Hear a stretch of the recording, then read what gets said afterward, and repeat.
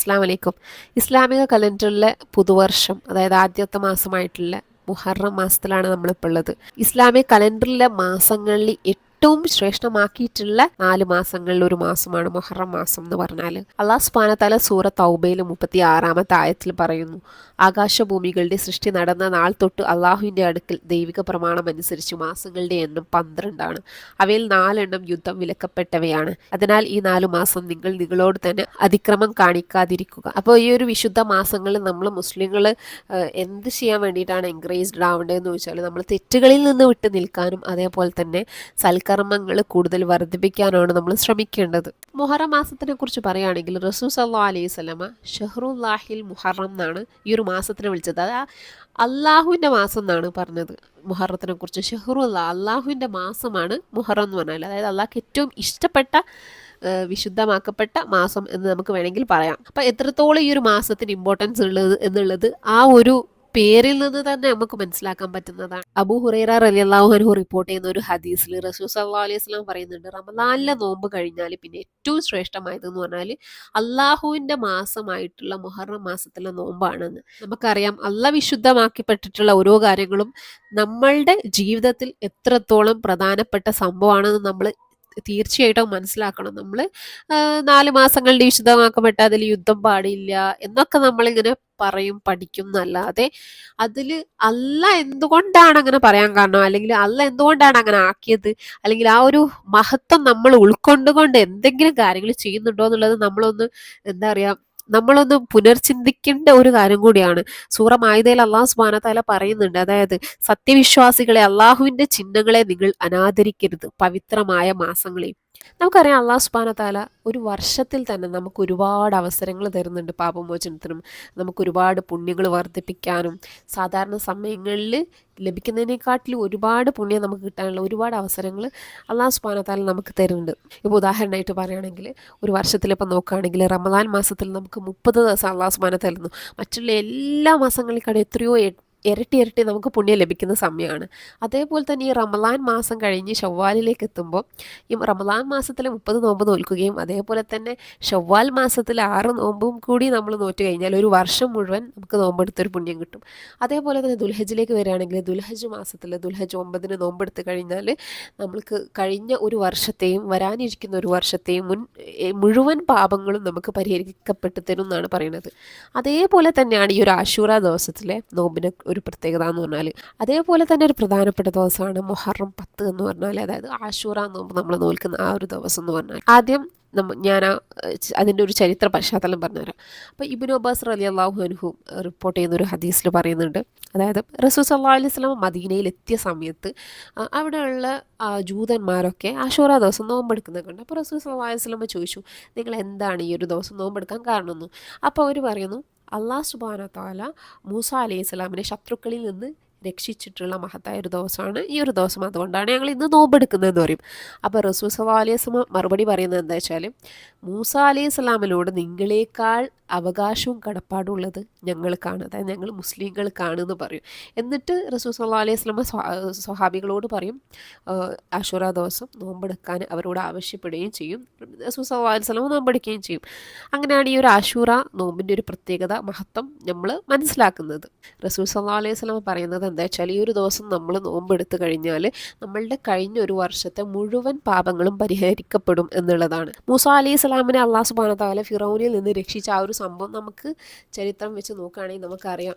ശത്രുക്കൾ, ഈ ഒരു ഫിറൗൻ്റെ ക്രൂരതകളും അവിടെ യാതനകളൊക്കെ ഇവർ സഹിച്ച് എന്താ പറയുക, മൂസ അലൈഹി സ്വലാമും അനുയായികളും അവിടുന്ന് രക്ഷപ്പെടാൻ വേണ്ടിയിട്ട് അവർ പോകുന്ന സമയത്ത് ചെങ്കടൽ മുറിച്ച് കിടക്കാൻ നിൽക്കുന്ന സമയത്ത് എന്ത് ചെയ്യുന്നു, ശത്രുക്കൾ പിന്നാലെ വരുന്നുണ്ട് ഇവരെ പിടികൂടാൻ വേണ്ടിയിട്ട്.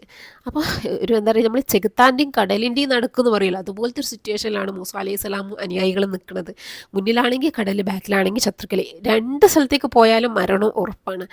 എന്ത് ചെയ്യണമെന്ന് വിചാരിച്ച് ഇങ്ങനെ എന്താ പറയുക, അങ്ങനെ ഇതായിട്ട് കൺഫ്യൂഷനായി നിൽക്കുന്ന ആ ഒരു സമയത്താണ് അള്ളാഹു സുബ്ഹാനഹു വ തആല പറയുകയാണ് മൂസ അലൈഹി സ്വലാമിനോട്. മൂസ അലൈഹി സ്വലാമിൻ്റെ ആ ഒരു മഹത്തായ ഒരു വടീനെക്കുറിച്ച് നമുക്കറിയാം. വളരെ ദൃഷ്ടാന്തങ്ങൾ അള്ളാഹു സുബ്ഹാനഹു വ തആല മൂസ അലൈഹി സ്വലാമിലൂടെ കൊടുത്തിട്ടുള്ള ഒരു സംഭവമാണ് ഈ ഒരു വടി എന്ന് പറഞ്ഞാൽ. അപ്പം മൂസ അലൈഹി സ്വലാമിനോട് അള്ളാഹു സുബ്ഹാനഹു വ തആല പറയാണ് ആ ഒരു വടി കൊണ്ട് കടലിൽ അടിക്കാൻ പറയുന്നു. അങ്ങനെ മൂസ അലൈഹി സ്വലാം ആ വടി കൊണ്ട് അടിക്കുന്നു.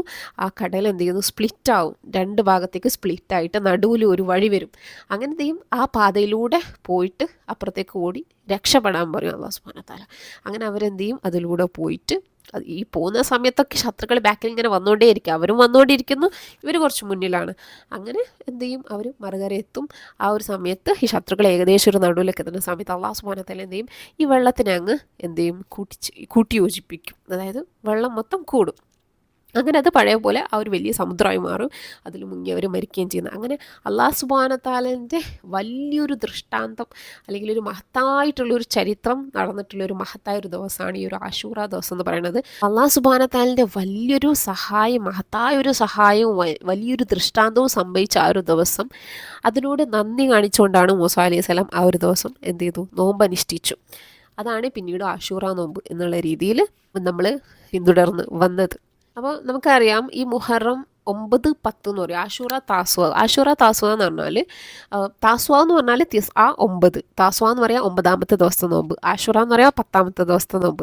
എന്തുകൊണ്ടാണ് ആഷൂറ താസുവ എന്നിവിടെ പറയുന്നത് വെച്ചാൽ, ഞാൻ നേരത്തെ പറഞ്ഞല്ലോ ജൂതന്മാർ നോമ്പ് നോൽക്കുന്ന കാര്യം കണ്ടപ്പോൾ റസൂൽ സല്ലല്ലാഹു അലൈഹി വസല്ലം നമ്മളാണ് കൂടുതൽ കടപ്പെട്ടവരെന്ന് പറഞ്ഞിട്ട് റസൂൽ സല്ലല്ലാഹു അലൈഹി വസല്ലം അനുയായികൾ നോമ്പെടുത്തല്ലോ. അപ്പോൾ അനുയായികൾ ചോദിച്ചു, റസൂൽ സല്ലല്ലാഹു അലൈഹി വസല്ലമോട് ചോദിച്ചു അനുയായികൾ, അതായത് റസൂലെ, ഈ ജൂതന്മാർക്കും ക്രിസ്ത്യാനികൾക്കൊക്കെ വളരെ പ്രധാനപ്പെട്ടൊരു ദിവസമല്ലേ ഈ ഒരു ദിവസം, അതെങ്ങനെയാണ് ശരിയാവാന്നുള്ള രീതിയിൽ കേട്ടോ. അതായത് നമുക്കറിയാം, നമ്മളെപ്പോഴും വേദക്കാരോട് അല്ലെങ്കിൽ ബഹുദൈവ വിശ്വാസികളോട് നമ്മൾ എപ്പോഴും വ്യത്യസ്തമായി നിൽക്കണം എന്നാണ്. നമുക്ക് ഇസ്ലാമുമായിട്ട് ബന്ധപ്പെടുത്തി വരുമ്പോൾ ഏതൊരു കാര്യത്തിലും നമ്മൾ അവരിൽ നിന്ന് വ്യത്യസ്തരായി നിൽക്കണം എന്നുള്ളതാണ്. അവരുടെ കാര്യങ്ങൾ അനുകരിക്കുന്നവരാവരുത്, അവരിൽ നിന്നും വ്യത്യസ്തമായിരിക്കണം നമ്മളുടെ എല്ലാ കാര്യങ്ങളും എന്നുണ്ട്. അപ്പോൾ റസൂൽ സല്ലല്ലാഹു അലൈഹി വസല്ലം പറഞ്ഞു, ഓക്കെ, അടുത്ത വർഷം മുതൽ നമുക്ക് എന്ത് ചെയ്യാം, മുഹറം 9 നോൽക്കാം, 10 നോക്കാം. അതാണ് ആഷൂറ താസുവ എന്ന് പറഞ്ഞത്.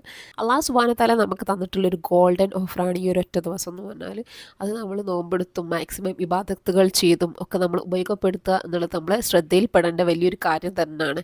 പിന്നെ എന്തൊക്കെയാണ് ഇപ്പോൾ നമുക്ക് ആ ഒരു ദിവസം അല്ലെങ്കിൽ ഈ ഒരു മുഹറം മാസത്തിൽ മൊത്തത്തിലായിട്ടൊക്കെ നമുക്ക് ചെയ്യാൻ പറ്റുക എന്നുള്ളത്, പ്രത്യേകമായിട്ട് പറയുകയാണെങ്കിൽ ഖുർആൻ പാരായണം ചെയ്യാം. അതിപ്പോൾ നമ്മൾ വെറുതെ ഓതുക എന്ന് വേണമെങ്കിലും ഓതാം. അതിലും കൂടുതൽ അർത്ഥം പറഞ്ഞിട്ട് മനസ്സിലാക്കി ഖുർആൻ നമ്മൾ റിഫ്ലക്റ്റ് ചെയ്തുകൊണ്ട് നമ്മൾ അതിനെ വായിക്കുക എന്നുള്ളത് ഒരു നല്ലൊരു കാര്യമായിരിക്കും നമ്മൾ ചെയ്യുന്നത്. നമ്മൾ എപ്പോഴും നമ്മളെ ബേസിക് എന്ന് പറഞ്ഞാൽ ഖുർആനാണല്ലോ, നമ്മുടെ ലൈഫ് എന്ന് പറഞ്ഞാൽ, നമ്മളെ ഗൈഡൻസ് എന്ന് പറഞ്ഞാൽ ഖുർആനാണല്ലോ. അപ്പോൾ ഖുർആനോടൊക്കെ കൂടുതൽ അടുക്കാനുള്ള ഒരു അവസരങ്ങളൊക്കെ ഉണ്ടാക്കിയെടുക്കാൻ പറ്റുന്ന ഒരു സമയമാണ്. കാരണം ഇസ്ലാമിക കലണ്ടറിലെ ആദ്യത്തെ മാസമാണിത്. ഇപ്പം നമ്മൾ ന്യൂ ഇയർ റെസൊല്യൂഷൻസ് എന്നൊക്കെ പറയുമല്ലോ, അതുപോലെ തന്നെ നമ്മളുടെ ശരിക്കും ന്യൂ ഇയർ എന്ന് പറഞ്ഞാൽ, ഇസ്ലാമിക് ന്യൂ ഇയർ എന്ന് പറഞ്ഞാൽ സ്റ്റാർട്ട് ചെയ്യുന്നത് മുഹറത്തിലാണ്.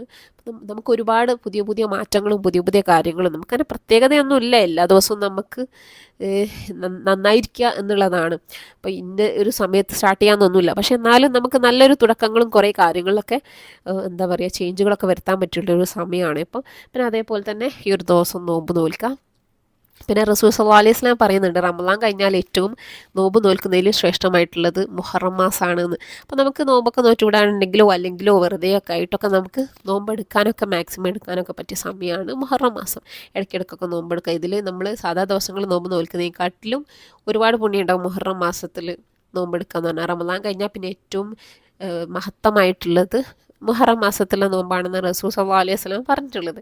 പിന്നെ നമുക്ക് സദഖകൾ, സൽക്കർമ്മങ്ങൾ അല്ലേ, നമ്മൾ സാലിഹാത്തുകൾ വർദ്ധിപ്പിക്കുക, സദഖകൾ വർദ്ധിപ്പിക്കുക, ഇങ്ങനെയൊക്കെയുള്ള കാര്യങ്ങളൊക്കെ നമ്മൾ ചെയ്യുക. കാരണം അതൊക്കെ ഒരുപാട് സാധാരണ ദിവസങ്ങളിലേക്കാട്ടിലും പുണ്യം ഏറെ കിട്ടുന്ന സംഭവമാണ്. അപ്പോൾ നമുക്ക് മാക്സിമം നമുക്ക് പുണ്യം കിട്ടാനുള്ള അവസരങ്ങൾ നമ്മൾ ഉപയോഗപ്പെടുത്താം. പ്രാർത്ഥനകൾ വർദ്ധിപ്പിക്കാം. നമുക്ക് സ്പിരിച്വലി അല്ലെങ്കിൽ നമ്മളെ ആത്മീയപരമായിട്ട് മതപരമായിട്ടൊക്കെ ഒരുപാട് നമ്മളെ എന്താ പറയുക ഉയർത്താൻ പറ്റിയിട്ടുള്ള കാര്യങ്ങളൊക്കെ ചെയ്യാൻ ശ്രമിക്കാം. രാത്രി നിസ്കാരങ്ങളൊക്കെ ഒന്ന് ശീലാക്കുക. ഒരു 2 റക്അത്തും മാത്രമാണ് നമ്മൾ നിസ്കരിക്കണമെങ്കിൽ പോലും രാത്രി നിസ്കാരമൊക്കെ ഒന്ന് ചെയ്തു നോക്കുക. നമുക്ക് എന്താ പറയുക, ഒരുപാട് ചെയ്യുന്നതിനെക്കാട്ടിലും അള്ളാഹ്ക്ക് എന്താ ഇഷ്ടം, നമ്മൾ ചെറുതായിട്ട് ചെയ്യുന്ന കാര്യങ്ങൾ പക്ഷേ സ്ഥിരമായിട്ട് ചെയ്യുന്നത്. അപ്പോൾ നമുക്കൊരു സ്ഥിരമായിട്ട് ചെയ്യാനുള്ളൊരു ഹാബിറ്റൊക്കെ ഉണ്ടാക്കിയെടുക്കാനുള്ള സംഭവങ്ങളൊക്കെ നമുക്ക് തുടങ്ങാൻ പറ്റിയിട്ടുള്ളൊരു സമയമാണിത്.